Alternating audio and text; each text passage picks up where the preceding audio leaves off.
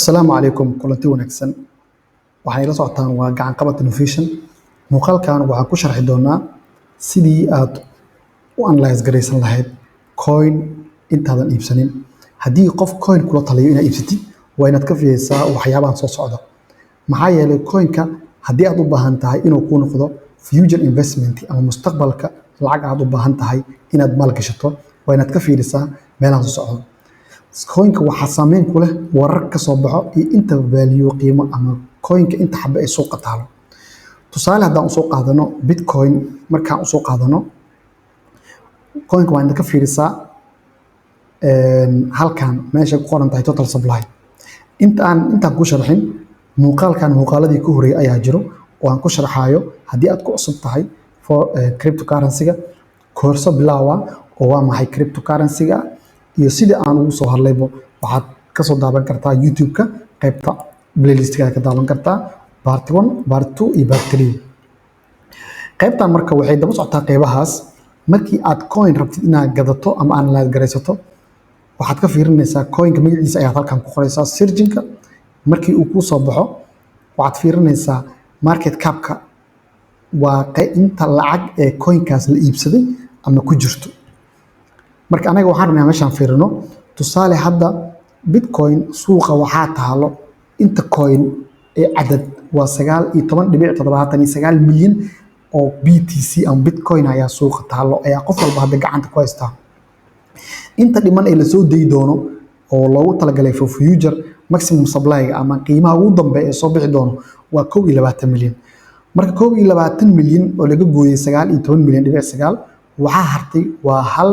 dhibic something ayaa hartay waa 1 milyan iyo xoogaa ayaa hartay marka halkaas milyan iyo xoogaa ayaa weli dhiman qofka haysta ee bitcoin-ka sameeyay ayaa u hartay inuu soo fasaxo suuqa marka lacagaha kale waa inaad ka fiirisaa halkan oo kale haddii coin-ka total supply-giisa uu billions boqolaal bilyan uu yahay inta awood oo kor u kici doono way yar tahay marka yaan lagu qaldin marka coin total supply-giisa uu yahay 100 bilyan iyo 200 bilyan inuu gaari doono qiimo waali ah dadka ku sharax doono qiimahaas inuu gaari doono waa dad macnaha raba in ay coinkaas adiga gadatid ama maalgashatid ee kor ugu kaco ay rabaan kadib iyo kooda is gadaan ayay u baahan yihiin hadda marka waxaan fiirinaynaa marka waxa waaye XRP dad badan ayaa su'aalihii soo weydiiyay oo ah XRP ma gaari doonaa $10 ilaa $5 XRP $10 inuu gaaro mar dhow lagama yaabo sababtan waa kuu sheegaa XRP sidee ayuusan u gaari doonin $10 ayaa kan kaga sharxa total supply-ga XRP waa 99 bilyan waay lacagta maximum supply-goodana waxaa waaye 100 bilyan waay marka 100 bilyan oo market oo total supply ah inay ka kor marto BNB oo milyan ah marka macquul ma aha lacag walbo lacagta ay ka yartahay supply-geeda ayay ka qaalisan tahay haddaan kuu sheegaa istihaar way soo geli kartaa oo market cap-ka 100 way geli kartaa dadkan lacagta way gadayaan dadkan lacagaha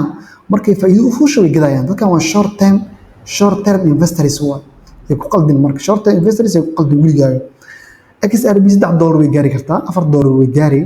$3 bar way gaari laakiin $10 iyo $5 mar dhow lagama yaabo haddiisan aysan siyaasad la imaanin ee ku gubin lacagtan okay waxaa ka jaanis fiican XRP lacagta la yiraahdo Stellar waxay haysataa ama XLM waxay haysataa 50 bilyan ayaa suuqa u taalo nus dollarna ku soo dhowdahay sababtoo meeshan waa 50 bilyan XRP-na waa 100 bilyan waay marka aad naftirkaaga isbarbar dhig okay sidaas si lamid ah marka haddii aad wax quality la suuqa la timaado oo yar ama wax badan oo aan quality leh aan suuqa la timaadin waxaaga badan markii la gato dadku caajisaan way iska iibinayaan laakiin waxa quality leh ayaa loo soo cararaa kuwaas ayaa la iibsanaa